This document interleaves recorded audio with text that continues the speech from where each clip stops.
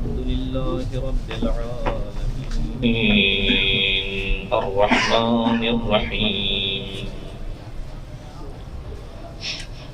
مالك يوم الدين إياك نعبد وإياك نستعين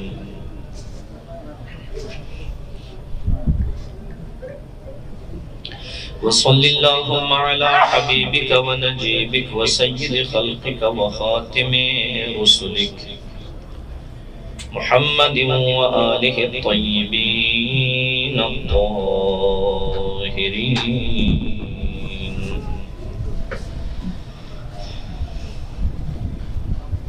واللعنة الدائمة على أعدائهم أجمعين من يوم عداوتهم إلى لقاء يوم الدين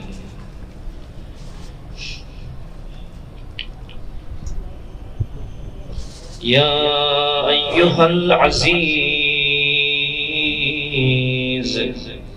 مسنا وأهلنا الضر وجئنا ببضاعة مزجاة فأوف لنا الكيل وتصدق علينا إن الله يجزي المتصدقين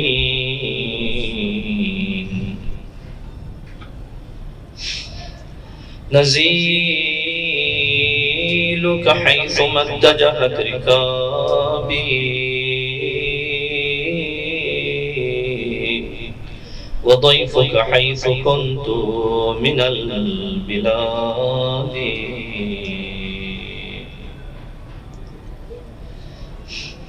أما بعد فقد قال إمامنا الصادق صلوات الله عليه كان عمنا العباس بن علي بن أبي طالب نافذ البصيرة صلب الإيمان جاهد مع أبي عبد الله وأبلى بلاء حسنا ومضى شهيدا صلوات على محمد وعلى آل محمد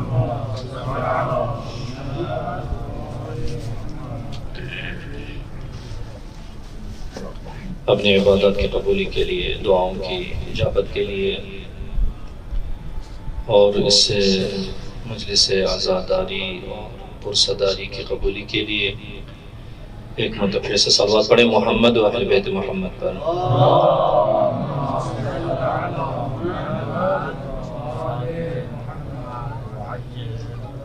دنیا سے خالی ہاتھ نہ جائیں قبر میں مرتضیٰ کی زیارت ہو حشر میں مصطفیٰ کی شفاعت ایک مرتبہ پھر سے بلند آواز میں صلوات پڑھیں محمد و اہل بیت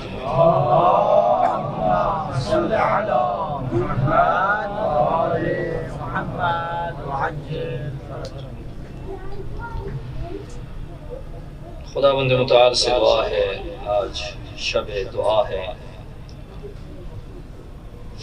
شب باب الحوائج ہے حضرت عباس علمدار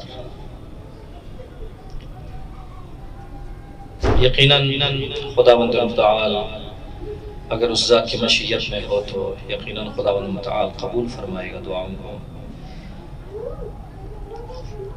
تو اسی ابوالفضل عباس کا واسطہ دیتے ہوئے اللہ رب العزت کی بارگاہ میں دعا کرتے ہیں پروردگارہ ہماری اس مختصر سے عبادت کو قبول منظور فرما ہمارے گناہوں سے درگزر فرما ہمارے صغیرہ کبیرہ گناہوں سے درگزر فرما ہمارے مرحومین کی مغفرت فرما مشکلوں کو حل فرما مشکلوں کو آسان فرما پروردگارہ بحق محمد و اہل بیت محمد عزادار اور عزاداری کی حفاظت فرما مسلمانوں کے درمیان اتحاد اور اتفاق عنایت فرما پروردگارہ ہمیں محمد و آل محمد کے علوم حاصل کر کے اس پر عمل کر کے پہنچانے کی توفیق عنایت فرما علماء حق کا سایہ ہمارے سروں پر تعدیل قائم فرما آیات عظام فقہاء کرام خصوصاً رہبر معظم انقلاب کو طول عمر بابرکت عنایت فرما پروردگار اس عظیم انقلاب کو انقلاب امام زمان تک متصل فرما پروردگار وطن عزیز پاکستان کی حفاظت فرما اشرار کے شر سے محفوظ فرما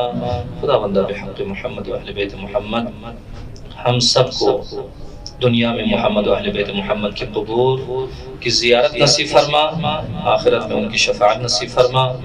جو بھی مریض ہیں ان کی شفا یابی کے لیے، خصوصاً مریض منظورہ اور جنہوں نے التماس دعا کے لیے کہا ہے، ان کے لیے خصوصی طور پر ان کو یاد کرتے ہوئے ایک مرتبہ بلند آواز میں صلوات پڑھے محمد و اہل بیت محمد پر۔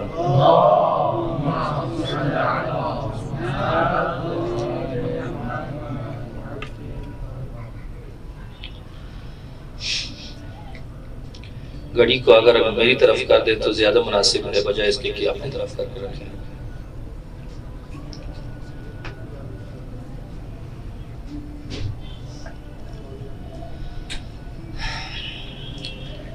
کوشش کروں گا کچھ ہے نا مختصر کروں، کیونکہ ہر چیز کہتے ہیں وَلِلْقُلُوبِ اقبال ان للقلوب اقبالا و ادبارا۔ جب طبیعت ناساز ہو انسان کی تو پھر زیادہ وہ اقبال نہیں ہوتا قلب کا۔ بہرحال آج کی رات ہے اور کل کی رات ہے، اس کے بعد کربلا کا جو منظر ہے وہ علیحدہ اس کا نقشہ بدل جاتا ہے۔ تحمل ہمارے پاس کم ہے، تو بہرحال کربلا میں اہل بیت علیہ السلام پر جو مصائب اور آلام بالآخر ان کے ساتھ روبرو انہوں نے فرمایا، تو اسی کو دیکھتے ہوئے تحمل کریں گے انشاءاللہ۔ حضرت امام صادق صلوات اللہ وسلامہ علیہ کا ایک فرمان پاک جس کو سرنامہ کلام قرار دیا ہے، اور عمدۃ الطالب کے حوالے سے صفحہ نمبر 256، یہ میں نے حوالہ آپ کی خدمت میں عرض کیا ہے، مستقیماً میں نے اس کتاب کا مطالعہ نہیں کیا ہے، حوالہ یہ ہے۔ بہرحال اگر کوئی تحقیق کرنا چاہے تو یقیناً اس پہ، کیونکہ میں نے بہار میں اس سے روایت کو ڈھونڈا لیکن مجھے روایت نہیں ملی، تو حوالہ یہ کتاب کا جو ہے دیا گیا ہے، اور مشہور ہے، بہت ہی معروف ہے، اصلاً یعنی ایک تواتر کی شکل ہے اس کی۔ اس مطلب کی طرف آنے سے پہلے ایک مقدمے کے عنوان سے آپ کی خدمت میں عرض کروں گا کہ اللہ رب العزت نے جب اس کائنات کو بنایا، اس دنیا کو اللہ نے جب خلق فرمایا، تو دو جفت، ہر چیز کو جفت کی شکل میں اللہ رب العزت نے خلق فرمایا ہے۔ حتیٰ کہ یہ جو پانی ہے، حتیٰ کہ یہ جو درخت ہے، یہ جو ٹھوس چیزیں ہیں، ان کے بارے میں بھی، یعنی جن کی تذکیر اور تانیث کا ہمیں علم نہیں ہے، نہ فزیکی طریقے سے نہ روحانی اور معنوی طریقے سے، تو لہٰذا ان میں بھی یہ سلسلہ ہوتا ہے۔ حتیٰ کہ آپ ایک گلاب کا پھول لے لیں، جس کو یہاں پر گل محمدی کہتے ہیں، ہم اسے گلاب کہتے ہیں، وہ پھول بھی اگر اس کے لیے بھی وہ تذکیر و تانیث کا اگر خیال نہ رکھا جائے تو وہ پھول بھی بار بار نہیں ہوتا۔ انسان سے لے کر جو اشرف المخلوقات ہے، یہ جن سے مخالف کے بغیر یہ کامل نہیں ہے، جن سے مخالف کے بغیر اپنی نسل کو بڑھا نہیں سکتا، اس کی جو نسل ہے وہ منقرض ہو جاتی ہے اگر جن سے مخالف نہ ہو۔ کائنات میں ہر مادی چیزوں میں ایسے یہ مطلب موجود ہے۔ اس کے علاوہ حتیٰ کہ معنوی جو چیزیں ہیں ان کے بارے میں کل اگر آپ کے ذہن میں ہو تو کل عرض ہوا کہ وہ چیزیں بھی جفت کر کے اللہ رب العزت نے بنایا ہے۔ کسی کو عالم بنایا ہے، کسی کو جاہل بنایا ہے، کسی کو علیم اور کسی کو فلاں بنایا۔ تو جب تک یہ اس کا جفت نہ ہو، اس کی دوسری طرف نہ ہو، اس وقت تک یہ کامل نہیں ہے۔ ایک بہت ہی معروف روایت ہے، حضرت امام حسین صلوات اللہ وسلامہ علیہ کی خدمت میں ایک شخص آیا جس نے جنایت کی تھی کسی پر، بالآخر جنایت عمدی یا صحبی وہ اپنی جگہ محفوظ، آ کر عرض کیا مولا میں نے دیت پرداخت کرنا ہے، کسی کو ادا کرنا ہے، میرے پاس کچھ بھی نہیں ہے، اگر میں دیت پر اس کو ادا نہ کر پاؤں تو میرے لیے یہ مشاکل جو ہے نا ہے، مجھے زندان ہو جائے گا۔ تو یہ اپنے مسائل جو ہے نا مولا کی خدمت میں اس نے عرض کر دی۔ تو مولا نے فرمایا کہ میں تمہیں 3 سوال پوچھوں گا، سب کے ذہن میں موجود ہے، صرف یہی بتانا چاہوں گا کہ وہاں پر بھی جفت کے بغیر، یعنی حتی ان کی جو معنوی امور ہے اس میں بھی جفت کی ضرورت ہوتی ہے، وہاں پر بھی طاق سے کام نہیں چلتا، فرد سے کام نہیں چلتا۔ علامہ مرحوم کا ایک شعر ہے جو کہتے ہیں فرد قائم ربط ملت سے، یعنی ایک انسان اگر سیاسی طور پہ بھی اپنے آپ کو کامیاب اگر کرنا چاہے، وہ خود اچھل کے کوئی کامیابی نہیں ملے گی جب تک کسی دوسرے کا سہارا نہ لے لے۔ بچہ کامیاب نہیں ہوتا ہے اپنے والدین کا سہارا نہ لے، ماں باپ یعنی میاں بیوی جو ہے وہ بھی ایک دوسرے کا سہارا نہ لے، وہ بھی کامل نہیں ہے۔ ایک دوسرے کا ہاتھ بٹانا پڑتا ہے، ایک دوسرے کی مدد کرنا پڑتی ہے وہاں پر۔ اسی طریقے سے معنوی امور میں بھی ایسا ہے، علم ہے، یہ شجاعت، ایک قدرت نفسانی ہے وہ موجود ہے، صداقت ہے، ساری چیزیں جو ہے۔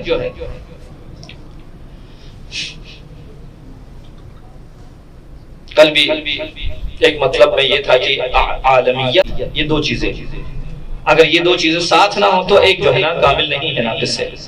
بہرحال جانے دیں، امام علیہ السلام کی خدمت میں وہ جو صحابی آیا یا محب آیا کہ اس نے کہا مولا میں نے دیت ادا کرنی ہے لیکن میرے پاس پیسے نہیں ہے۔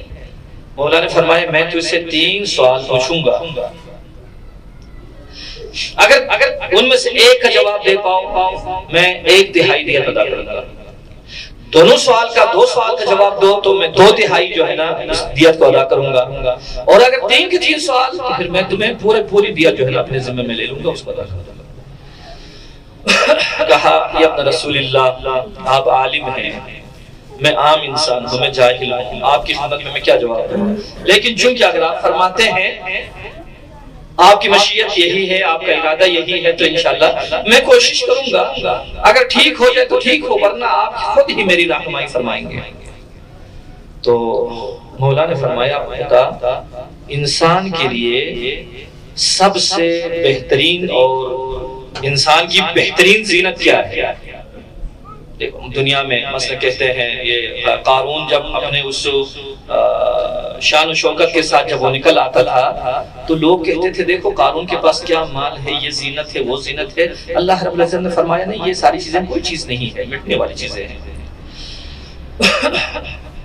کہا یا ابن رسول اللہ انسان کے لیے سب سے بہترین اس کی جو زینت ہے وہ یہ ہے العلم مع الحلم، علم انسان کی زینت ہے، بلا قبول یہ مطلب، عالم اگر نہیں ہے تو اسے جاہل کہا جائے گا، اور اس دن بھی عرض کیا جاہل کے لیے جو سب سے بری چیز وہی ہے کہ انسان جاہل خود بھی پسند نہیں کرتا کہ اس کو جاہل کہا جائے۔ لہذا کہا مولا علم ہو حلم کے ساتھ، اگر علم ہو اور اگر حلم نہ ہو، مولا کا سوال کا جو ہے نا ادامہ ہے، مولا نے فرمایا پھر اگر اس کے پاس یہ موجود نہیں ہے تو کیا کہیں؟ عرض کیا یا ابن رسول اللہ الفقر مع الصبر۔ معاف کیجئے گا میں تیسرے جو ہے نا جواب سوال کو جو ہے نا جواب دیا ہے۔ دوسرا یہ ہے کہ المال مع السخاء یا الغنى مع السخاء، کہ اگر علم نہ ہو تو اس کے پاس مال ہو، مال کے ساتھ سخاوت بھی موجود ہو۔ اس کے بعد فرمایا پھر اگر یہ بھی نہیں ہے، اس کے پاس علم بھی نہیں ہے، اس کے پاس مال بھی نہیں ہے تو کیا بہتر ہے؟ عرض کی ابن رسول اللہ الفقر مع الصبر۔ اس کے بعد فقر ہے صبر کے ساتھ، انسان فقیر ہو، داد و بیداد نہ کرے، اس کے پاس صبر ہونی چاہیے، پھر بھی اللہ رب العزت کا اس کو شکر ادا کرنا چاہیے۔ اب دیکھیں آپ نے علم اتنی عظمت، لیکن اگر حلم والا جو ہے، حلم والی زینت اگر اس کے پاس نہیں ہے تو وہ علم اس کی حیثیت نہیں ہوتی ہے۔ اسی طریقے سے مال جس کے ذریعے سے انسان اس زمانے میں صرف یہی کہ روح خرید نہیں سکتا، لیکن بقیہ جو ہے نا، یہ موت جو ہے نا اس کو دور نہیں کر سکتا۔ بقیہ کیا چیز نہیں اس مال کے ذریعے سے انسان خریدتا نہیں ہے، لیکن پھر بھی یہی مال اگر اس میں سخاوت موجود نہیں ہے، اگر وہاں پر بخل موجود ہے، یہ زینت نہیں ہے بلکہ ننگوار ہے انسان کے لیے۔ دنیا میں یہ ایک وبال ہے اور آخرت میں بھی ایک وبال ہے۔ اس کے بعد فقر جو ایک اچھی چیز نہیں ہے حقیقت میں دیکھا جائے، فقر اللہ وہ سب سے بہترین ہے۔ جیسے رسول کریم نے فرمایا صلی اللہ علیہ وآلہ وسلم،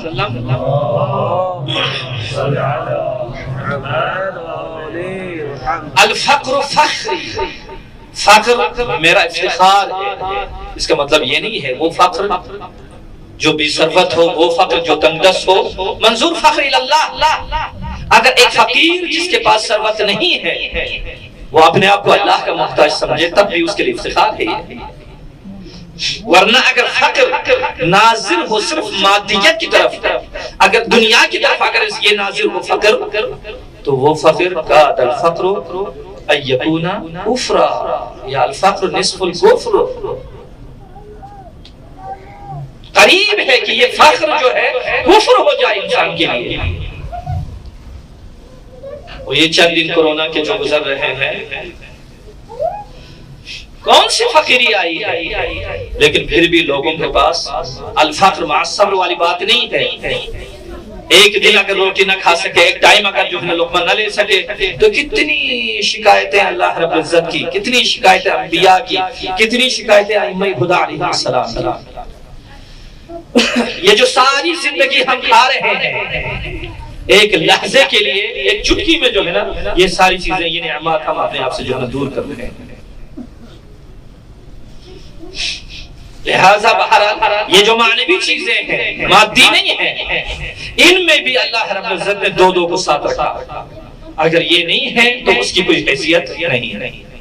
آخر میں مولا نے فرمایا میں تو تیری دیت کا ذمہ دار میں ہوں، میں دے دوں گا۔ آخر میں ایک سوال تجھ سے کروں، لیکن اگر یہ بھی نہیں، اس کے پاس علم کے ساتھ علم نہیں ہے، ختم، مال کے ساتھ سخاوت بھی نہیں ہے، فقر کے ساتھ صبر بھی نہیں ہے، تو پھر کیا ہونا چاہیے؟ تو اس نے ایک جواب دیا، یا ابن رسول اللہ، اس کے لیے یہی ہے اللہ رب العزت کی طرف سے ایک آگ کا گولہ برسے وہیں پر، اور اسی جگہ پر اس کو کیا کیا جائے، خاکستر کر دے۔ مولا کو بڑی جو ہے نا خوشی ہو گئی۔ کہا اسی وجہ سے کہتے ہیں جو اہل البیت کے محب ہیں، جو موالی ہیں، کبھی یہ جاہل نہیں ہو سکتے۔ فقیر ہو سکتا ہے، مشکلات میں مریض ہو سکتا ہے، سب کچھ ہے، لیکن کہتے ہیں آل محمد علیہ السلام کے جو موالی ہیں وہ کبھی بھی جاہل نہیں ہوتا۔ کسی نہ کسی طریقے سے اللہ رب العزت علم کو اس کے وجود کے اندر جو ہے ڈال دیتا ہے۔ صلوات پڑھیں محمد و اہل بیت محمد پر۔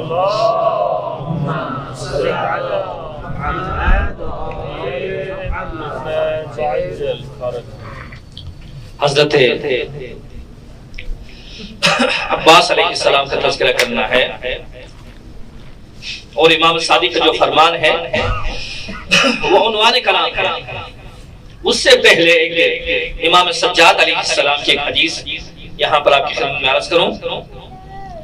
نظر، یہ ثابت بن ابی صفیہ نے نقل کیا ہے، نظر علی بن الحسین سید العابدین صلی اللہ علیہ الى عبید اللہ ابن عباس ابن علی ابن ابی طالب علیہ السلام فاستعبر۔ یہ جو عبید اللہ ہیں حضرت عباس علیہ السلام کے جو بیٹے ہیں، فرزند ہے، انہی سے حضرت کی نسل چلی ہے۔ بعض فضل کہتے ہیں جس وجہ سے ہم ابو الفضل جو کہتے ہیں۔ حضرت فرماتے ہیں میں نے یعنی راوی کہتا ہے امام نے ان کی طرف دیکھا فاستعبر رونا شروع کر دیا گریہ کرنا شروع کر دیا ثم قال اور اس کے بعد امام سجاد علیہ السلام نے فرمایا ما من یوم اشد علی رسول اللہ صلی اللہ علیہ وآلہ وسلم من یوم احد پیغمبر کی اس نبوت کی زندگی اعلان نبوت سے پہلے والی جو زندگی ان تمام حضرت کی زندگی میں جو سب سے سخت ترین دن سخت سے بڑا لمحہ سخت لمحہ کٹن لمحہ وہ یوم احد ہے جنگ احد کا دن یہ بہت پیغمبر پر سخت گزرا کیوں قتل فیہ عمہ حمزہ ابن عبد المطلب اس دن جناب حمزہ شہید کر دیے گئے اور آپ کو معلوم ہے جنگ احد صرف اور صرف حرص کی وجہ سے جنگ احد لالچ کی وجہ سے بصیرت کے نہ ہونے کی وجہ سے ایک جیتی جنگ اب مثلا جنگ آپ اس سے پہلے بدر اولیٰ کو دیکھیں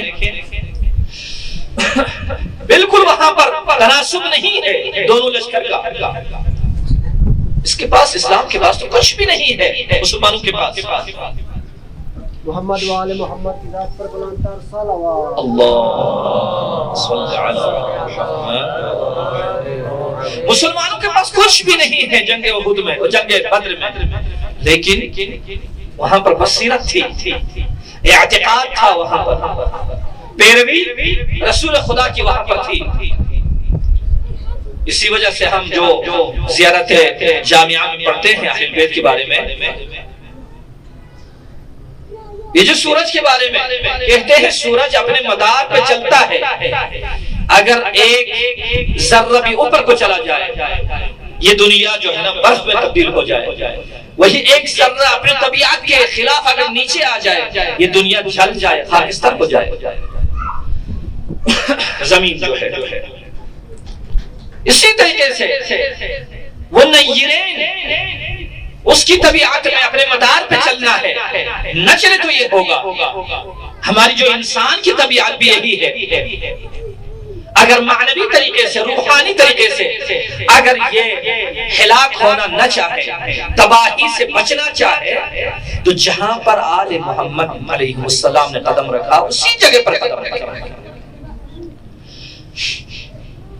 ورنہ ممکن ہے واپس آ جائے ممکن ہے چلا جائے کہیں مائن کے میدان میں آپ جائیں ایک جو سب سے اگلا جو بندہ ہوتا ہے وہ اپنے چھرے کے ذریعے سے اس آلت کے ذریعے سے دیکھتے جاتے ہیں کہیں پر مائن ہے یا نہیں ہے اور جو پچھلے آنے والے لوگ اسی کے قدم پہ قدم رکھتے جائیں گے کیوں وہ اس وجہ سے ممکن ہے اس سے اس طرف جو ہے نا ہو لیکن اس کا جو قدم ہے جائے قدم جو ہے وہ محفوظ ہے ایسے ہی آل محمد علیہ السلام کی اتباع اور پیروی ہے وہاں پر زیارت جامعہ میں ہمیشہ امام رؤوف علیہ السلام کی ذریعے کے ساتھ ہم یہی زیارت پڑھتے ہیں کہ ان سے ایک قدم آگے جائے تب بھی وہ بہک گیا ان سے ایک قدم آگے پیچھے ہٹے تب بھی وہ بہک گیا حق نہیں ہے ذرہ برابر بھی آل محمد کے راستے کے بغیر چلے ہم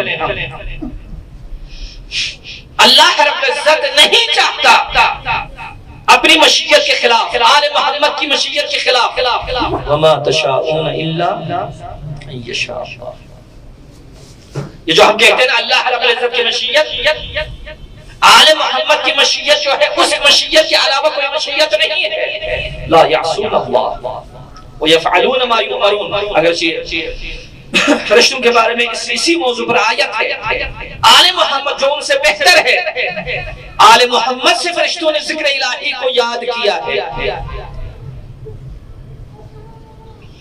نور اول کو خلق کیا پیغمبر کے نور کو خلق کیا آل محمد کو 14 معصومین کو خلق کیا یہ انوار مقدسہ عرش الہی کے ارد گرد ہے اور اس کے بعد فرشتوں کو خلق فرمایا ہے اللہ رب العزت نے اور جیسے جیسے آل محمد تسبیح کیا کرتے تھے ایسے ایسے فرشتے بھی تسبیح کیا کرتے تھے ورنہ فرشتوں میں اتنے عظیم فرشتے، روایت میں بحث نہیں کرنا چاہوں گا، جب پوچھا جاتا ہے من انت تو کیا جواب دیا تھا؟ انت انت وانا انا، تو ہے میں ہوں۔ صرف علی علیہ السلام جبرائیل امین کے استاد نہیں ہے، یہ تمام فرشتوں کے جتنے بھی اساتذہ ہیں وہی چہاردہ معصومین علیہ السلام ہیں، انہی کی زبان یہ روایت موجود ہے۔ من انت انا انا انت انت، لیکن جس وقت سے دیکھا کہ امیر المومنین سن رہے ہیں ان چیزوں کو، کہا اس طریقے سے نہ کہا کرو، بلکہ یہ کہیں انت رب الجلیل، انت رب الجلیل وانا عبدک الذلیل، یہ اس طریقے سے۔ بس لہذا آل محمد علیہ السلام کی جو زندگی ہے، ان کی جو حیات ہے، مشعل راہ ہے، یہ آل محمد پیغمبر کے خلفاء برحق ہیں، اور خود پیغمبر کے بارے میں اللہ رب العزت نے فرمایا ما آتاکم الرسول فخذوہ وما نہاکم عنہ فانتہوا۔ لہذا جب بہک جاتا ہے، جب پیغمبر کی گفتگو نہیں سنتے، ان کے فرامین پر عمل پیرا نہیں ہوتے، تو جنگ احد جیسی جو جیتی ہوئی جنگ، عرض کیا جنگ بدر جیتی ہوئی جنگ نہیں تھی، وہاں پر اعتقاد کی جیت ہے، وہاں پر اس ارادہ مضبوط ارادے کی جیت ہے، وہاں پر اتباع اور پیروی کی جیت ہے وہاں پر۔ لیکن جنگ احد صرف اور صرف حرص اور لالچ، ان چیزوں کی وجہ سے جیتی ہوئی ہم جنگ جو ہے نا، وہ جو ہے نا مسلمان ہار گئے، اور سخت ترین مرحلے میں اتنا قتل عام ہو گیا، کہتے ہیں جنگ احد کے بعد مدینہ میں کوئی گھر ایسا نہیں تھا جس گھر میں گریہ نہ ہوتا، ہر گھر میں گریہ ہوتا تھا۔ لہٰذا حضرت امام سجاد علیہ السلام نے فرمایا کہ احد کے دن سے سخت تر دن میرے نبی پر نہیں گزرا ہے۔ قتل فیہ حمزہ، حمزہ سلام اللہ علیہ اسد اللہ و اسد رسول اللہ، حمزہ نہ تنہا پیغمبر کے لیے بلکہ اللہ رب العزت کے بارے میں اللہ کے شیر تھے حمزہ، پیغمبر کے شیر تھے حمزہ۔ وَبَعْدَهُ يَوْمُ مَوْتَهُ، اس کے بعد موتا کی جنگ، یہ پیغمبر پر بہت گراں گزری ہے۔ قتل فیہ ابن عمہ جعفر ابن ابی طالب صلوات اللہ وسلامہ علیہ، صلوات پڑھیں محمد علیہ۔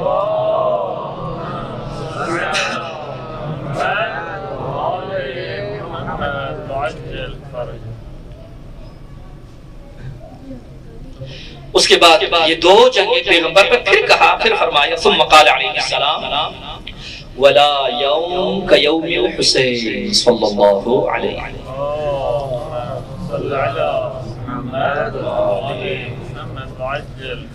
ہم ابھی تو کہتے جاتے تھے کہ فرشتے جو ہے نا اہل البیت علیہ السلام سے سیکھتے ہیں، ابھی ہمیں فرشتوں سے سیکھنا ہی پڑے گا صلوات پڑھنا۔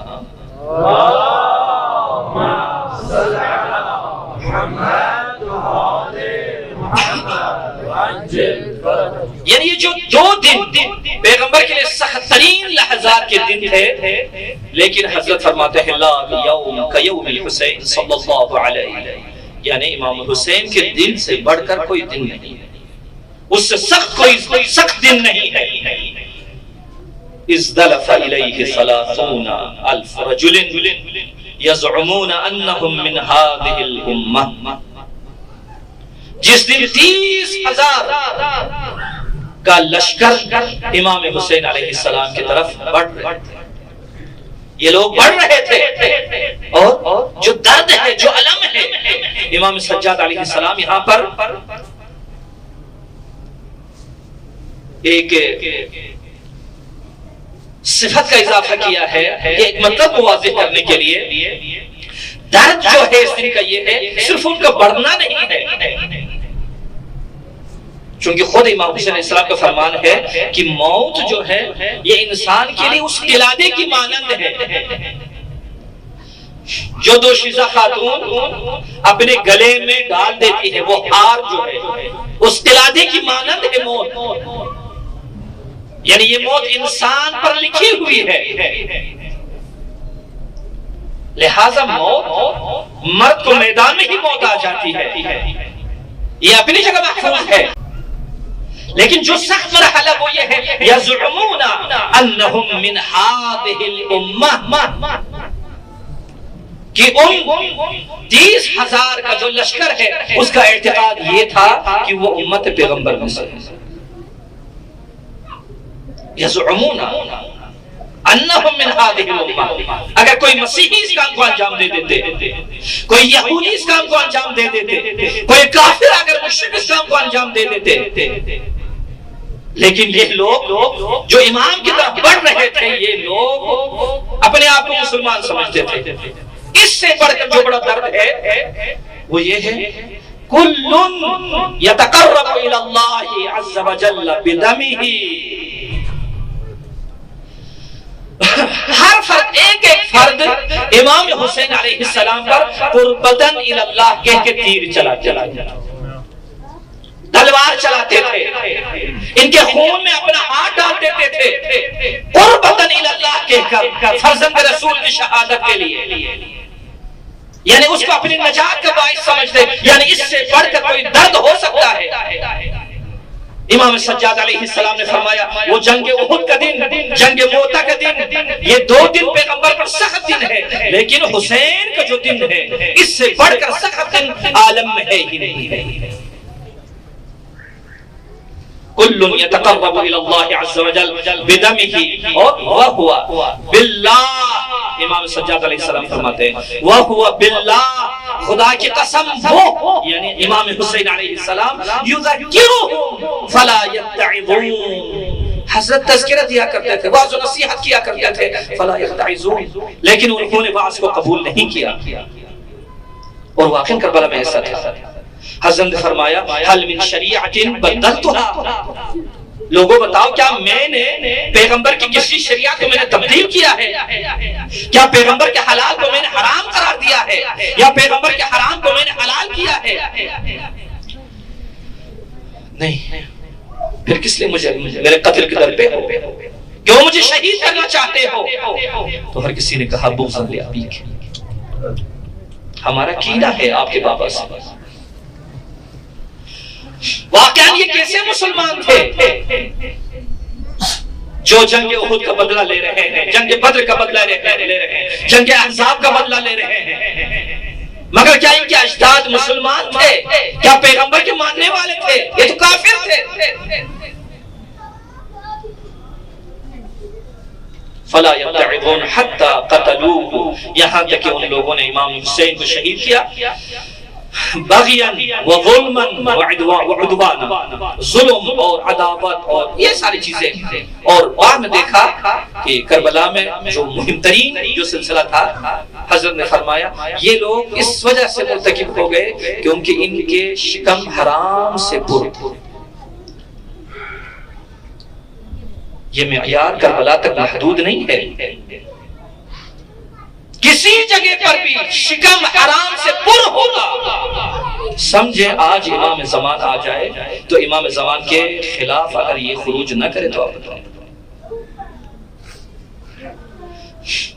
جب امام حسین علیہ السلام کہ پیغمبر سے اتنے دور بھی نہیں ہے، اتنے کلچر وہاں پر ثقافتیں تبدیل نہیں ہوئی ہے، وہاں پر اس حرام کی وجہ سے پیغمبر فرزند رسول کو شہید کر سکتے ہیں لوگ، تو امام زمان علیہ السلام آئے اور سامنے سے جو بندہ آ رہا ہے شکم اس کا پر ہو، مگر امام زمان علیہ السلام کو معاف کرے گا۔ میرے عزیزو، حرام کی جو تاثیر ہے، جو اثر وضعی ہے، وہ دکھا کے رکھتا ہے۔ یہ داڑھی کے بارے میں ایک مسئلہ جو ہے نا، السلام علیکم ورحمۃ اللہ، داڑھی کے بارے میں ایک مسئلہ ہے، وہ یہ ہے کہ یہ داڑھی مونڈ ہے، حرام ہے۔ دیکھو رہبر معظم انقلاب اس کو فسق سمجھتے ہیں، یعنی جب فاسق ہو جائے تو کیا ہوگا؟ اس کی کوئی گواہی کسی دادگاہ مادگاہ میں قبول نہیں ہے، حتیٰ کہ طلاق کے میدان میں فلان میں اس کی جو ہے نا بالکل جو ہے نا گواہی قبول نہیں ہے۔ یہ علیحدہ بات ہے، ہر جگہ پر جو ہے نا ہر شاخ تو الو بیٹھا ہے، انجام گلستان کیا ہوگا۔ یہ ہماری مجبوری ہے. بس یہی ہوتا ہے کہ بھائی اس کو جو ہے نا موچی کے پاس لے جاتے اس کو جو ہے نا بس سیکھ رکھے امتحان کو جو ہے نا. جی اگر اس کو یہ کہے بے نماز کو بے نماز کہے ناراض ہو کر اٹھ کے چلا جاتا ہے. داڑھی مون کو کہ تو داڑھی مون انسان ہے تو وہ روٹ کے چلا جاتا ہے. مانع زکات کو تو مانع زکات کہے وہ روٹ کے چلا جاتا ہے. کیا کرے؟ لہذا بس آپ کی نگاہ میں اللہ رب العزت ہو.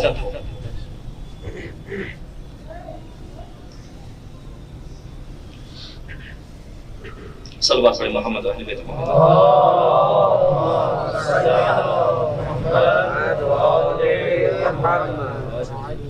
تو قضایا بہت زیادہ ہے. میرے خیال میں بہتر ہے اس قضیے کو عرض ہی نہ کروں. تو بہرحال یہ فسق کا جو معاملہ ہے فاسق جب ہو جاتا ہے تو یہ معاملہ بالآخر خراب ہو جاتا ہے.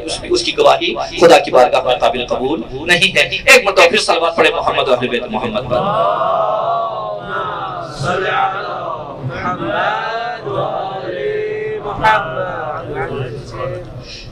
ذکر چل رہا تھا حضرت عباس علیہ السلام کا امام سجاد علیہ السلام کی زبانی.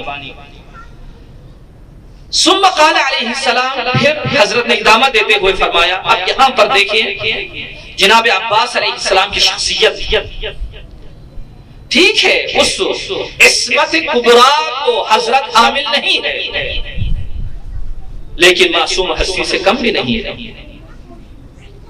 اب آپ اندازہ کریں حضرت حمزہ سید الشہداء ہے, اسد اللہ ہے, اسد رسول ہے.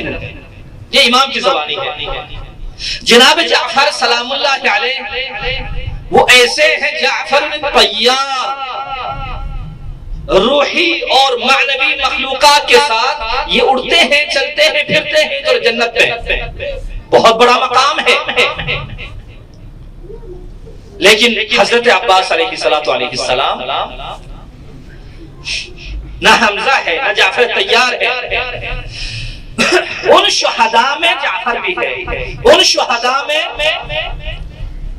حضرت حمزہ بھی ہے, ان شہداء میں کربلا کی ہی شہداء بھی ہے. لیکن یہ کتنا بڑا افتخار ہے ایک عباس کے لیے کہ تمام شہداء بدون کسی استثناء کے, حتیٰ کہ امیر المومنین کو ہم شہید کہیں, پیغمبر کو شہید کہیں, جتنے بھی معصومین یعنی جو شہید ہوئے ہیں, صاف ظاہر بات ہے اما من مقتول او مسموم, یعنی کوئی معصوم اپنی طبیعی موت کے ساتھ دنیا سے ابھی تک نہیں گئے ہیں. امام زمان صلوات اللہ وسلام علیہ جو زندہ ہیں ان کے علاوہ سارے معصومین شہید ہی ہوئے ہیں. فرق یہ یا مسموم یا مقتول ہے. کوئی بھی شہید مستثنا نہیں ہے. اس روایت کے مطابق حضرت فرماتے ہیں رحم اللہ العباس, خدا رحمت کرے عباس پر, فلقد آثر وابلا وفدا عطاہ بنفسه, انہوں نے اظہار کا کام کیا. وَيُؤْثِرُونَ بِهِمْ وَيُؤْثِرُونَ عَلَىٰ أَنفُسِهِمْ وَلَوْ كَانَ بِهِمْ خَصَاصَةٌ.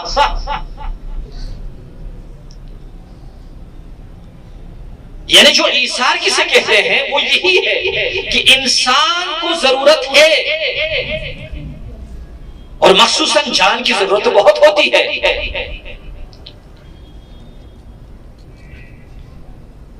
کتنے لوگ تھے حضرت ابو عبداللہ سلام اللہ علیہ کے زمانے میں, لیکن یہ بصیرت نہیں تھی کہ اگر امام حسین علیہ السلام پر ایثار کریں تو وہ زندہ و جاوید ہو جائے گا.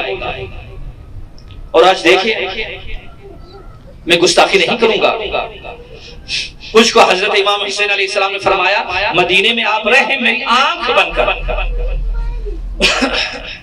کتنا بڑا مقام ہے آنکھ کا. جس طریقے سے جنگ جمل کی بات ہے یا جنگ صفین کی بات ہے, ذہن سے بات جو نکل گئی, اتنا نہیں ہے کہ جب کسی نے آ کر پٹی پڑھائی جناب محمد حنفیہ کو کہ دیکھ علی تمہیں بار بار میدان جنگ میں بھیج رہے ہیں لیکن حسن و حسین کو تو نہیں بھیج رہے ہیں. صاحب صاحب کا اثر تو ہوتا ہے نا، یہ اور بات ہے اظہار نہ کرے۔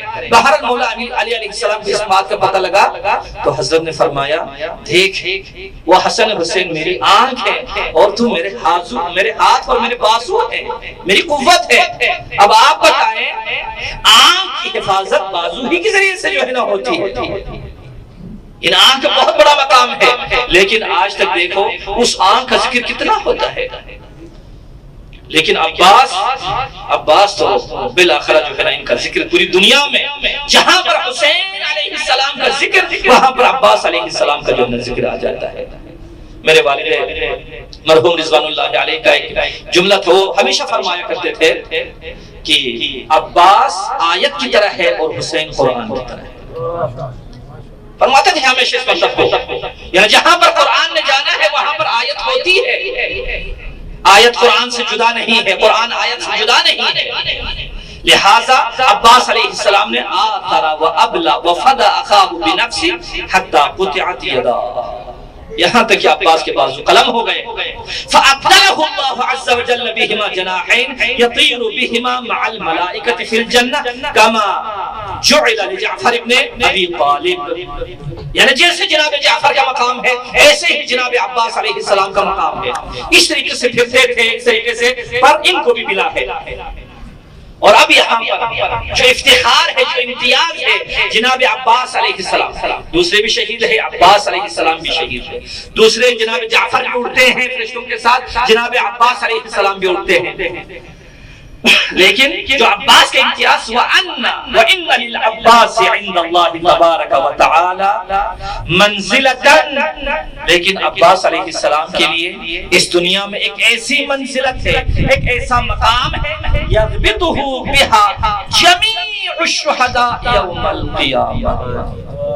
کوئی شہید یہاں پر مستثنا نہیں ہے، معصوم کا نام میں نہیں لیتا، کوئی بھی شہید، ہر شہید یہی تمنا کرتا ہے عباس کا جو مقام جنت میں ہے قیامت میں وہی جو ہے مل جائے۔ کیوں عباس کو اتنا مقام ملا؟ شہید تو سارے ہو گئے، ایثار کرتے ہیں اکثر بیشتر، ہر کوئی اپنی جان ہتھیلی پر رکھ کے میدان جنگ میں جاتے ہیں، کیوں؟ عباس کا کیا مقام ہے؟ اب یہاں پر وہ سرنامہ کلام جو حدیث کو قرار دیا تھا وہی لے لیتے ہیں۔ حضرت امام صادق علیہ السلام نے فرمایا کان عمنا العباس بن علی بن ابی طالب نافذ البصیرہ، یہ بصیرت کا جو تیر ہے یہ ایک ایسا نفوذ والا تیر ہے، جس کے پاس بصیرت نہیں ہے اس کے پاس کچھ بھی نہیں ہے۔ یہ ظاہری جو آنکھ ہے وہ دیکھتی ہے، دیکھنے کی حالت میں نہیں دیکھتی ہے، یہ کان جو ہے سنتے ہیں، سننے کی حالت میں یہ سن نہیں پاتے۔ ایک دوست سامنے سے آ رہے ہیں، آپ کی توجہ نہیں ہے، وہ سلام کر کے گزر جائیں گے وہاں سے، آپ نے اس کو جواب بھی نہیں دیا۔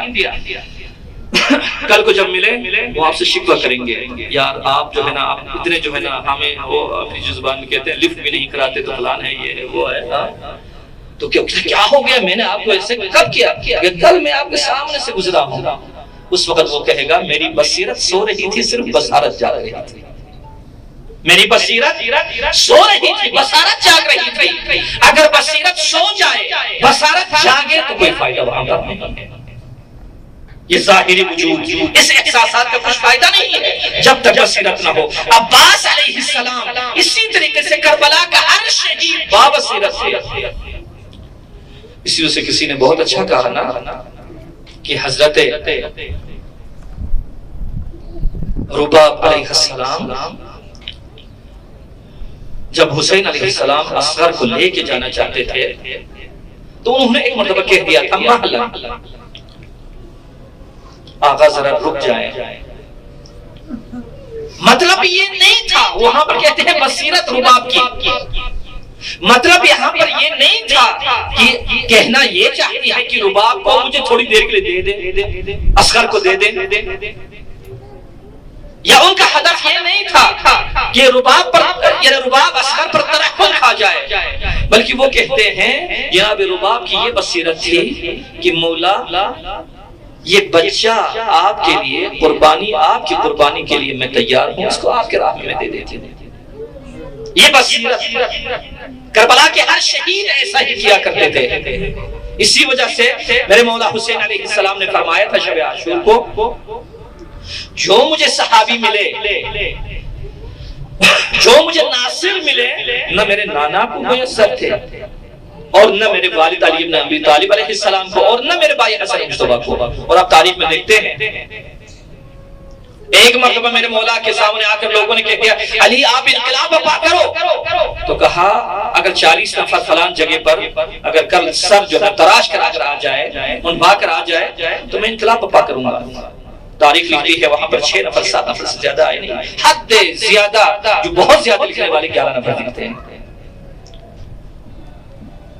جو خصیص ہے، ابھی بھی ہم جو کہتے ہیں نا کہ امام زمان علیہ السلام کو 313 نفر کی ضرورت ہے، مگر دنیا میں 1 لاکھ 1 کروڑ کتنے لوگ ہیں. ہر دن جو ہے نا اللہم کل ولیک اللہم عجل ولیک الفرج، یہ شکایت قابل قبول نہیں ہے. مولا کے لیے 313 نفر خصیص کی ضرورت ہے، خصیص کی، جو مولا کی آنکھ بنے، مولا کے ہاتھ بنے، مولا کا وجہ بنے، وہ اس کی ضرورت ہے. جس طریقے سے حسین علیہ السلام کو کربلا میں 145 148 نفر مہیا ہوئے.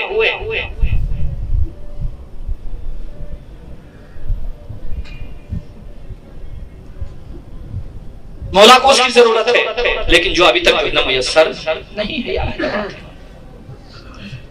نافذ البصیرہ، بصیرت نہ ہو بصیرت تنہا کافی نہیں ہے. صلب الایمان، یہ جو ایمان ہے، ایمان جہاں پر ہو لا تحرکہ العواصف، مومن کو سخت سے سخت آندھی اس کو ہلا بھی نہیں سکتی ہے، اس پر اثر انداز نہیں ہے.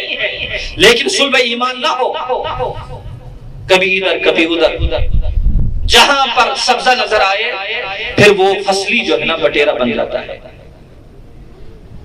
جہاں پر سبزہ نظر آئے پھر جو ہے نا لوٹا کریسی جو ہے نا وجود میں آ جاتی ہے. یہ ایمان کمزور ہو جائے. لیکن عباس علیہ السلام صلب ایمان ہے. شب عاشور کا جو واقعہ ہے تباً لک ولامانک، شمر کو اس طریقے سے مولا نے خطاب کر کے بیان کیا. وہ تو دیکھنے کے لیے جانے کو تیار نہیں تھے عباس علیہ السلام، لیکن حسین علیہ السلام نے فرمایا عباس جاؤ، یہ تمہارے دور کا رشتہ دار ہے، ذرا جا کے دیکھو کیا کہنا چاہتے ہیں. اب یہاں پر امام نے حکم فرمایا، عباس بھی انکار نہیں کیا انہوں نے، یہ بصیرت کی علامت ہے. اور فرما ادھر جا کر کہہ دیا تباً لک ولامانک، اے شمر تمہاری اس تم پر بھی تھوک ہو اور تمہاری سامان پر بھی تھوک ہو، افسوس تم دونوں پر. یہ کہہ کے واپس آ گئے. صلب ایمان ہے. وقت اب معلوم ہے نہیں ہے جو ہے نا، اس وجہ سے بس ختم کر رہا ہوں.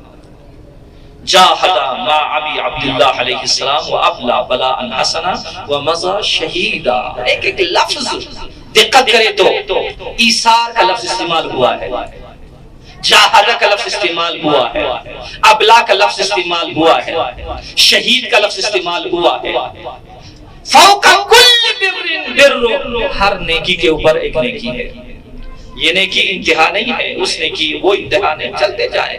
لیکن جب انسان شہید ہو جاتا ہے تو پھر نیکی وہاں پر جو نہ رک جاتی ہے، اس سے بڑھ کر بڑی منزل نہیں ہے.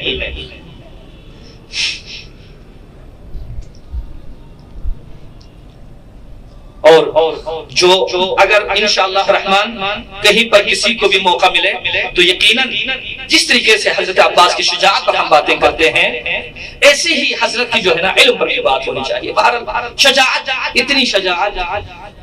وہ بہر نائب جو ہے نا، نائب صاحب پھر یاد آ رہے ہیں یہاں پر، کہتے ہیں نہر کے باغے ہوئے پہنچے جو ملک شام میں.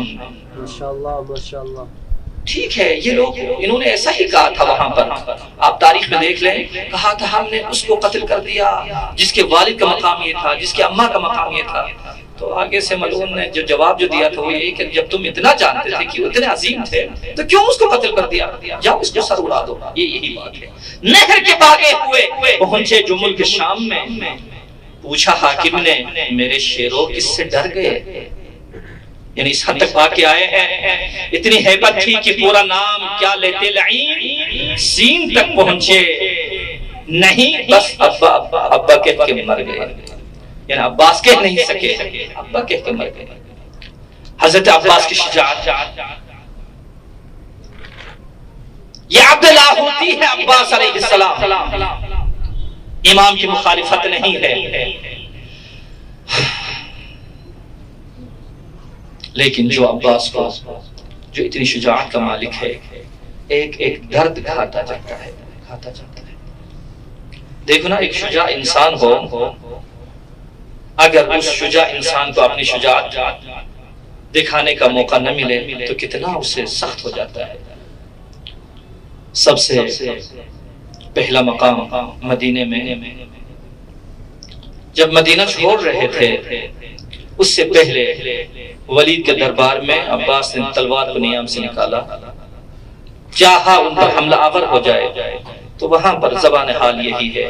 حضرت امام حسین علیہ السلام نے فرمایا، بھیا عباس، یہ تیری شجاعت کا مقام نہیں ہے، اپنی بہادری دکھانے کا موقع بھی نہیں ہے، یہ مدینہ ہے نانا کا۔ کربلا میں آئے، لوگوں نے پانی بند کر دیا، خیمے نہر کے کنارے لگانے سے منع کر دیا، عباس نے تلوار نیام سے نکالی۔ میرے مولا نے فرمایا، ہاتھ پشت مبارک پر رکھ کر فرمایا، مولا نے، عباس ابھی شجاعت دکھانے کا وقت نہیں آیا ہے۔ ایسے فرق کے لیے اور اتنی شجاعت، اتنا مقام،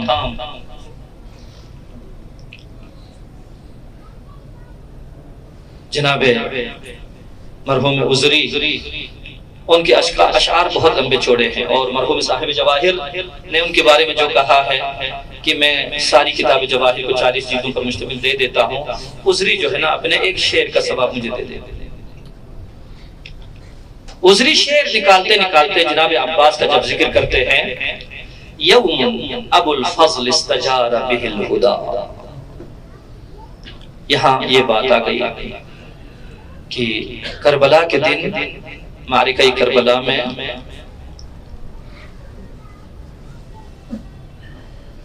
ہدایت نے، امام معصوم علیہ السلام نے عباس کی پناہ لے لی۔ یہ ہے یوم استجار بہ الہدا، اس دن ہدایت نے عباس کی پناہ لی، اس کے بعد اپنے زانوں پر ہاتھ رکھا، میں نے یہ کیا کر دیا؟ امام حسین جیسے جو امام وقت ہے، وہ جو ہے نا حضرت عباس کے پاس جا کر، نہیں بس شعر کو چھوڑ دیتا ہوں یہاں پر، میں نہیں پڑھوں، لکھوں گا نہیں۔ جناب عذری نے کہا لکھوں گا نہیں۔ رات کو خواب میں امام حسین علیہ السلام آ جاتے ہیں اور فرماتے ہیں، عذری تو نے ٹھیک کہا ہے، بالکل کربلا میں نے عباس کی پناہ لے لی تھی، کتنے شجاع ہے آپ پر قربان مولا۔ اور اس کے بعد اسی شعر کو کامل کر دیا، خود امام حسین علیہ السلام نے فرمایا، وَالشَّمْسُ مِن قَدْرِ الْعَجَاجِ لِسَامُهَا، اس دن یہ دھول جو ہے اس کا لسان پکڑ لیا تھا اس سورج کی روشنی نے۔ یہ کیا مطلب ہے اصلا امام حسین علیہ السلام؟ عالم دین فرماتے ہیں، العطش یحول بین الحسین والسماء کالدخان، امام حسین علیہ السلام سے یہی عرض کریں، مولا وہ جو آپ دخان کی جو بات کرتے ہیں، دھول کی جو بات کرتے ہیں، کیا واقعاً دھول تھی وہاں پر، یا پیاس کی وجہ سے آپ کی آنکھوں میں ایسا نظر آ رہا تھا؟ اگر دیکھیں امام حسین علیہ السلام جو 50 سال سے اوپر حضرت کی عمر ہے، اگر پیاس کا اتنا غلبہ ہو تو آپ خود بتائیں سکینہ پر کیا گزرا ہوگا، اصغر پر کیا گزرا ہوگا۔ اسی وجہ سے کہتے ہیں العطش یحول بین الحسین والسماء کالدخان، آسمان اور زمین کے درمیان عطش ایک دودھ اور دھوئیں کی طرح حضرت امام حسین کے سامنے۔ ہر کسی کی آس ہے حضرت عباس علیہ السلام۔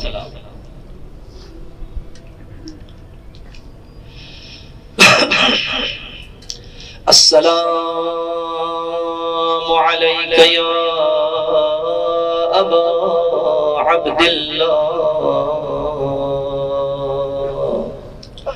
وعلى الأرواح التي حلت بفنائي عليك مني سلام الله أبدا ما بقيت وبقي الليل والنهار ولا جعله الله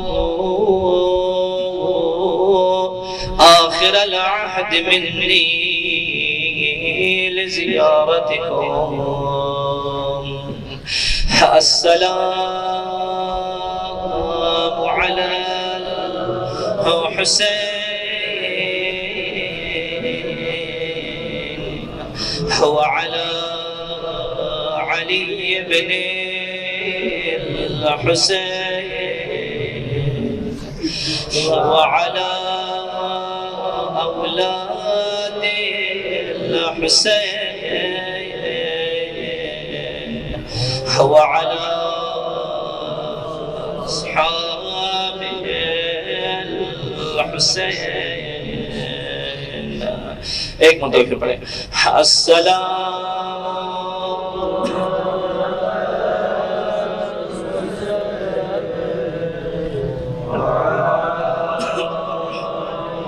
علی بن الحسین وعلى أولاد الحسين وعلى أصحاب الحسين. ہمارا سلام ہو اس مظلوم حسین پر، شہداء ایک ایک کر کے مقتل کا رخ کرتے شہید ہوتے گئے. جب امام مظلوم کی مظلومیت دیکھی نہیں گئی،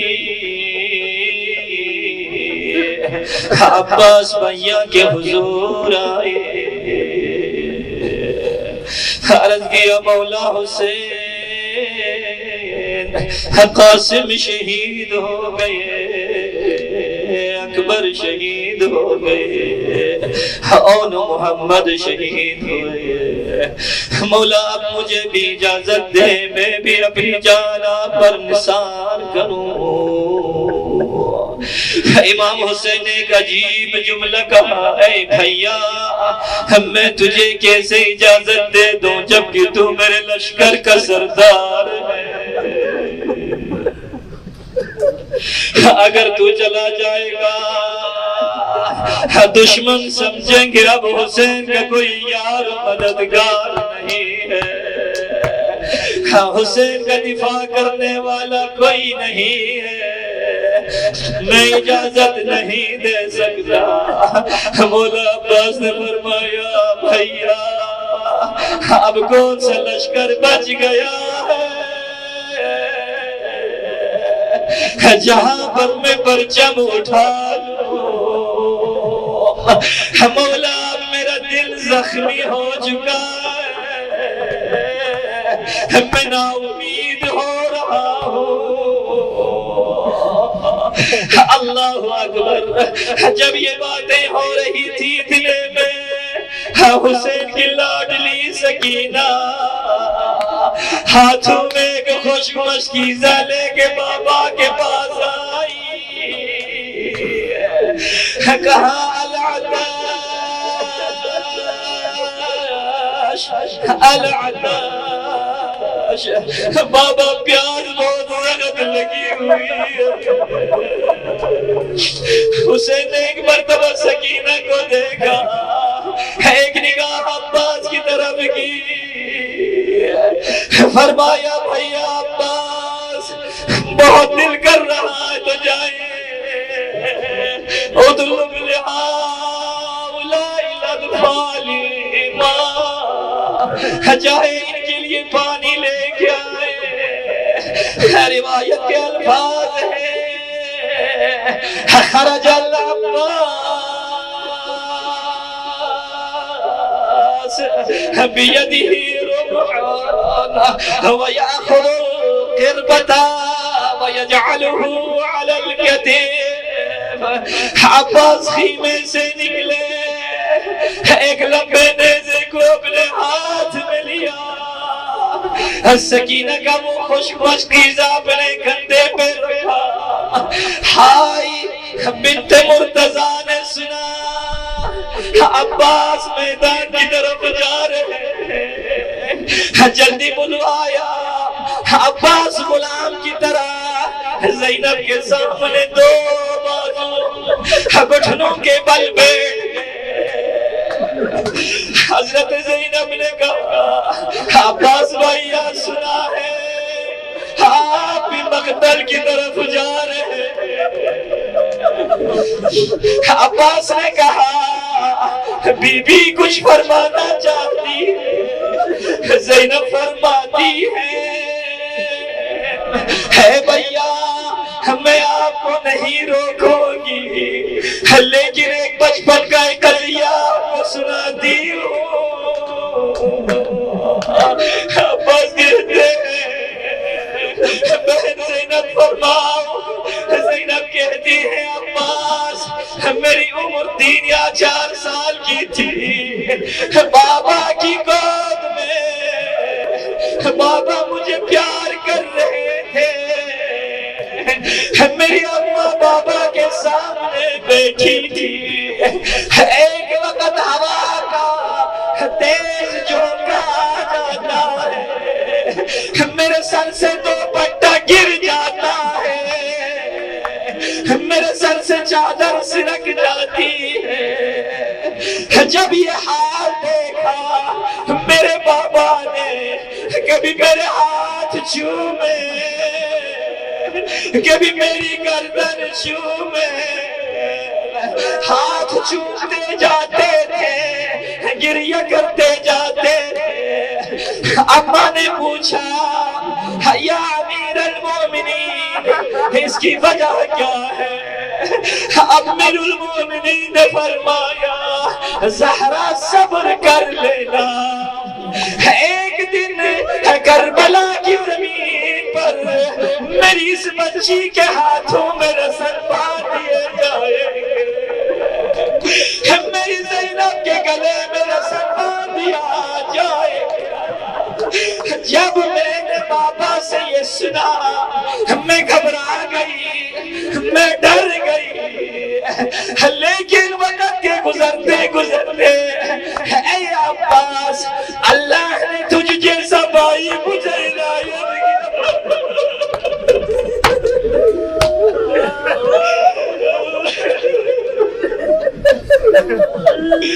جب اللہ نے تجھ جیسا بھائی مجھے عنایت کیا تو میں نے دل میں سوچا میرا عباس سالم ہو، کس کی کیا جرات ہے زینب کی چادر چھین لے، کس کی جرات ہے زینب کے ہاتھ رسن سے باندھ لے. بھیا اب تو جا رہا ہے، آج زینب کو یقین آ گیا زینب کا پردہ اب نہیں بچے. عباس یا حامی الطعینتی والحرام، عباس یا حامی الطعینتی والحرام، بحماک نامت سکینت بالحرم. اے عباس، اے عباس، اے مسافروں کی پناہ گاہ عباس، اے زینب کی عورت کی حفاظت کرنے والے عباس، بحماک نامت سکینت بالحرم. آج تک تیری حمایت کی وجہ سے میری سکینہ سوتی رہی.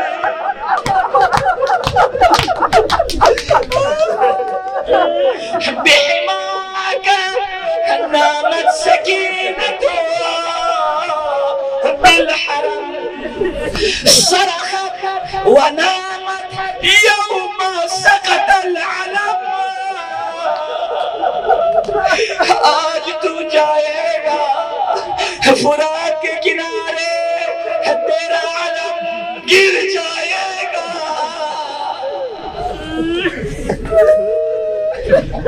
عباس عباس نامت اعین بک لم تنم. عباس نامت اعین بک لم تنم وتسحرت اخرى فعز منامها. عباس نامت اعین بک لم تنم. آج تک وہ آنکھیں تیرے خوف سے جاگ رہی تھی، آج وہ آنکھیں سو جائے گی. لیکن آج تک تیرا سہارا لے کر زینب کی آنکھ سو رہی ہوگی، آج کے بعد یہ نیند کبھی نہیں کر سکے گی.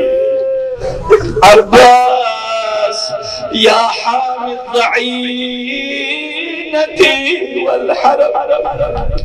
عباس نے کہا اب میں کیا کروں، سکینہ کے لیے تھوڑا سا پانی لینے جا رہا ہوں. عباس فرات پر پہنچے، میں قربان ہو جائے تیری وفا.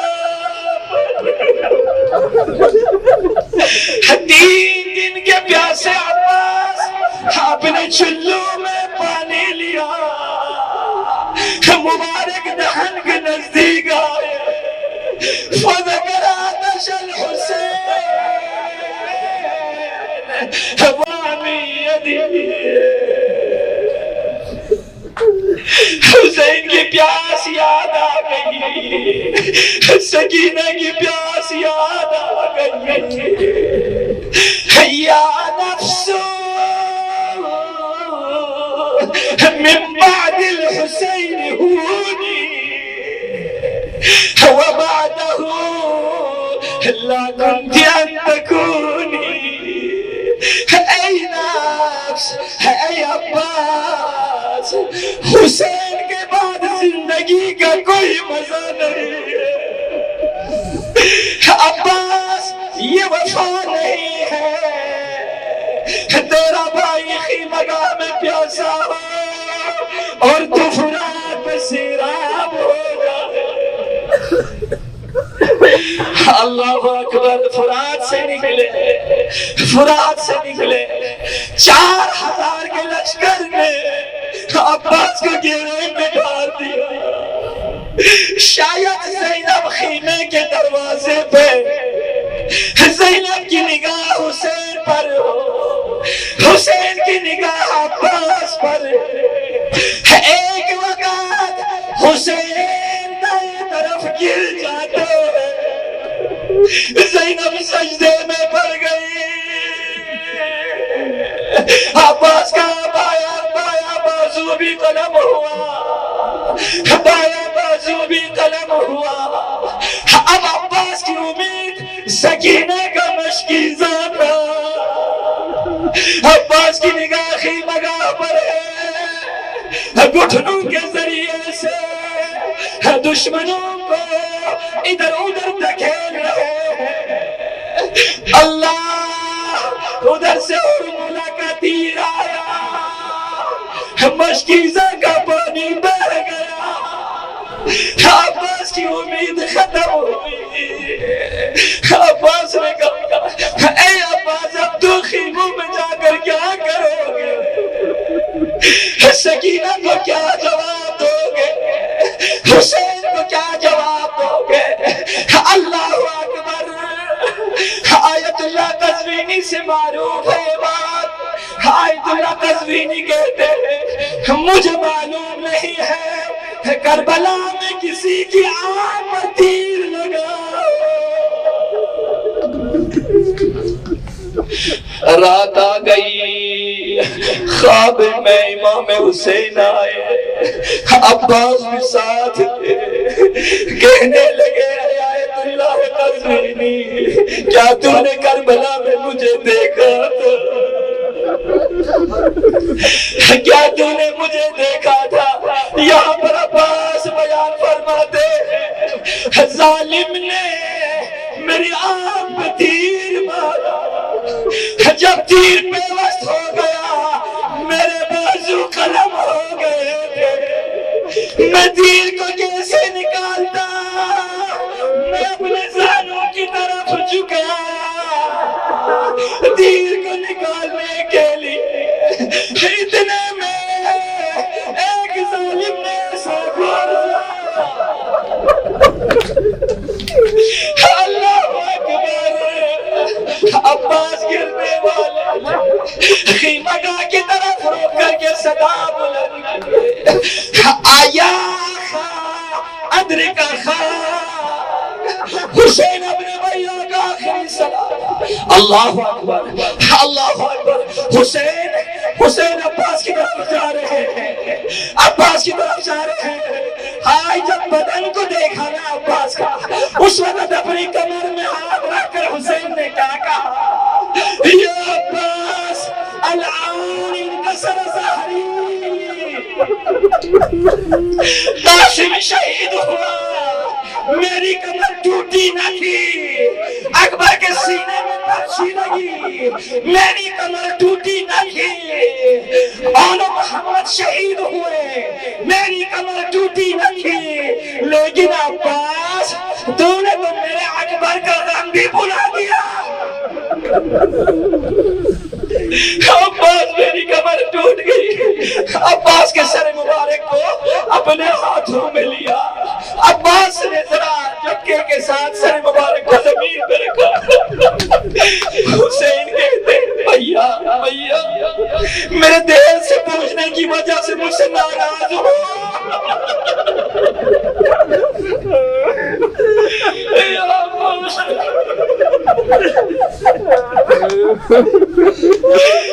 بھیا میرے دیر سے پہنچنے کی وجہ سے کیا مجھ سے خفا؟ کہا نہیں بھیا ایسا نہیں ہے. ابھی میں شہید ہو رہا ہوں آپ جیسے بھائی میرے سرانے پہ. لیکن تھوڑی دیر بعد آقا جب آپ گھوڑے سے گریں گے تو آپ کا سر اللہ اکبر اللہ اکبر. کہا حسین نے عباس میں بھی تھوڑی دیر بعد تمہارے پاس آ رہا ہوں لیکن پھر بھی کوئی وصیت ہو کوئی تمنا ہو. عباس نے فرمایا بھیا میری پہلی وصیت یہ ہے جب تک میری جان جسم میں ہے خیمہ گاہ میں مجھے نہیں لے کے جانا. بھیا میں نے آپ کی سکینہ سے وعدہ کیا ہے. جب میں آپ سے اجازت لے کے آ رہا تھا ایک بچی یہ کہہ رہی تھی لوگوں بچیوں اب عباس کا انتظار کرنا کیونکہ عباس جب بھی فرات میں گئے پانی لے کر آئے. لیکن اب میں جاؤں تو کیسے جاؤں؟ بھیا دوسری تمنا ہے جب میں دنیا میں آیا نا سب سے پہلے آپ کے چہرے انور کی زیارت کی تھی میں نے. اب دنیا سے جا رہا ہوں میں چاہتا ہوں آپ کی زیارت کروں. تو کہا حسین نے عباس کیا کروں گے؟ کہا بھیا ایک آنکھ میں تیر سے شعبہ تیر لگا ہوا ہے دوسری آنکھ میں خون جمع ہے. بھیا اگر مہربانی کرو تو اس آنکھ سے خون کو ذرا تو صاف صاف. حسین نے اپنی دامن مبارک لے لی عباس کے چہرے سے خون صاف کیا. عباس نے حسین کے چہرے میں دیکھا اور جان نکل گئی. حسین نے اتنا بڑا گریہ کیا بلند آواز سے گریہ کیا. آخر میں عباس کا علم حسین نے اپنے ہاتھ میں لیا جیسے علم کا بلند ہونا تھا. سکینہ کی خوشی کی انتہا نہیں ہے. بچیوں کو بلایا بچیوں آ جاؤ میرا چچا پانی لے کے آ رہا ہے.